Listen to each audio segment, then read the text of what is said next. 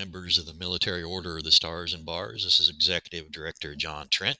Today we've got a short session on how to work with your annual dues invoice statement. The annual dues statements are sent to adjutants and commanders of each chapter about October 1st of each year. We'll get them to you early in October so that you'll have plenty of time to collect the dues. We'd like to have you to have the dues collected by December 31st, so that gives you time to send your dues statement and a copy of your dues invoice into General Headquarters to be received by January 15th, and January 15th is the deadline. When the dues statements go out, you'll receive a copy both in Excel and a PDF copy. They will both look exactly the same. You can use whichever copy you prefer. Okay, let's get right into taking a look at the form. We're going to look at the first two columns. The first column is going to be your chapter number, so nothing we really need to explain there. The next column over is going to be your members, Military Order of the Stars and Bars member number. And those are going to be listed numerically from smallest number to largest number on the Excel sheet and the PDF that you receive. The reason we do it that way instead of sorting it alphabetically is because our database, the main entry page in our database, is set up that way. It's based off of numeric number, smallest to largest. So it's much easier when we're entering new information in the database to do it the way that it's structured on these forms. The next section on the form is the member name and mailing address. So we begin with the last name, first name, street address, city, state, and zip. What we would like for you to do in this section is make sure that each of your members has an opportunity to see this and make any corrections to their mailing address. Now, as we mentioned earlier, whenever you receive these invoices, they are sorted by member number, smallest member number at the top to the largest number at the bottom. You can reorder those, and we'll take just a second here and show you how if you have Excel software and know how to operate within that. To sort the members alphabetically, we're going to go to the third column, which would be the last name, and you select the entire column. Then if you'll go to the toolbar at the top of the page and select Filter, click on that, and then click A to Z. Now when we look back at the third column, the last name column, it's sorted alphabetically. The reason we took a minute to go through that is we have a number of our chapters at their own records, they sort alphabetically, and so it seems like it's a bit of a challenge for them to use the numerical number. So this is just an opportunity for you to be able to reorder that if you know how to work in Excel. If you don't have Excel and you need the list sorted alphabetically, just send an email to General Headquarters, to the Executive Director, and I will do that for you and send you a copy then that will be listed alphabetically.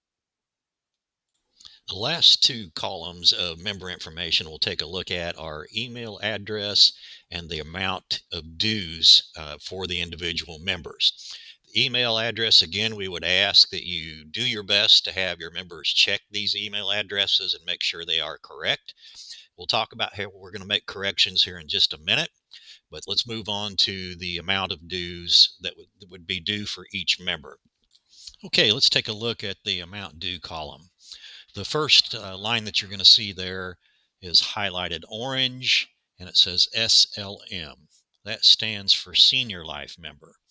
If you have chapter members who have reached the age of 90 and they have maintained dues in the Military Order of the Stars and Bars for 20 consecutive years, they would qualify then to be a Senior Life Member. If they have both of those things that are true of them, they would not owe any national dues from that point forward. Go down the next two lines, you see there's 45. So that's going to be our regular renewal fee for members who don't fall into one of these other categories. And that's going to be $45 a year national dues. That does not include any society or chapter dues that you may have. Again, we do not collect that at national. That's paid directly to your society or your chapter. Next line down you see is highlighted kind of a light green, LM. That's our regular life member. So if someone purchases a life membership, they don't owe any national dues from that point forward. Then you'll see a 45. We go down one more, and there's a 13. If you have a new member who has joined within the last year, their second year's dues are prorated, and those are approximately, the proration is approximately $3 a month. So when you see an amount smaller than $45, that means that's someone whose dues have been prorated and they only owe $13 for national dues. Okay, so don't send in $45 for them. They owe $13. And then the final one you see at the bottom is 0. So this would be someone who has joined within the last 3 months of the year. When we get into that final quarter, coordinating our annual dues process and getting someone new during that time period, the General Executive Council has just decided to waive their dues for the next year. So if you have someone who joins in the last quarter of the year, brand new member joins in the last quarter of the year, they will not owe any dues in the next year. So you would see a 0 there.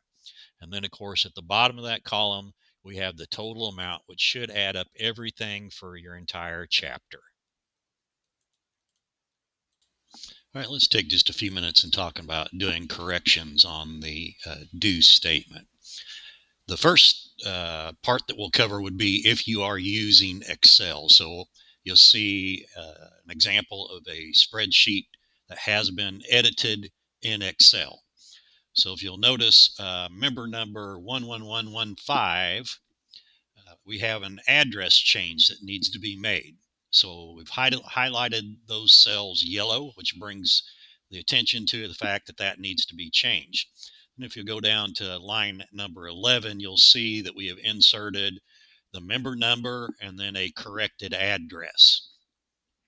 Same thing has happened on member number 11114, but this was an email change. So we note that it's member number 1114, and we put the corrected email on there.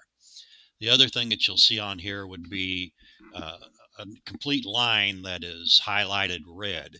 And this would be for a member who did not pay.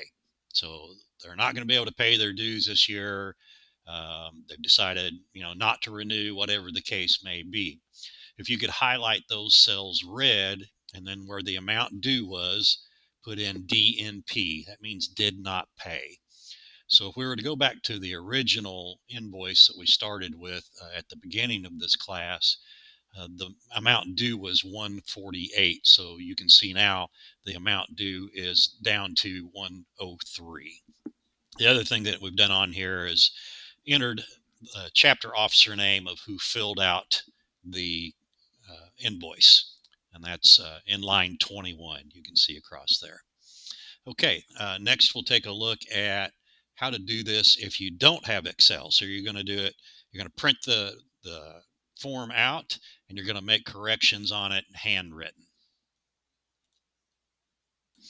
If you don't have Excel software that you can edit the dues invoice with, you can always print it out, and we'll just hand correction. We'll make corrections by hand on here. So you're going to see an example using the same corrections that we did on the previous invoice. We have member number 11115 that we've drawn a line through the address on that. So it needs to be changed. So again, we go down to the form, write in 11115, put the corrected address on there.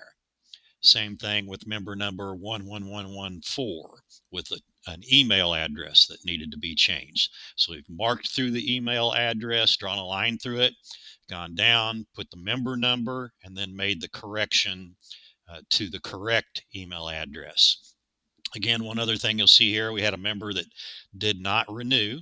So we're going to draw a line completely through their name, address, email number, or email address rather, and we're going to put DNP in that column, amount due, did not pay. And then we'll go down to the bottom of that column and we'll make the correction. So now the check that you'll be sending along with this invoice, this corrected invoice, would be for $103. And then again, as we talked about in Excel, you can sign the sheet there. Just a hand signature is fine. And one other thing we do want to mention, if you have a form that you're using that has all of these items on here, feel free to use that. You do not have to use the invoice that we send you, but it does need to have all the same information on it. So to close out this video, I'd just like to once again thank you. I do appreciate the fact that you would spend part of your valuable time viewing these, and I hope that they are an assistance to you. I hope we can coordinate things, and we'll have our rosters correct both at the national level and in your chapter. Again, if you have any further questions, feel free to email me. My email address is up there. Other than that, have a great day, my friends.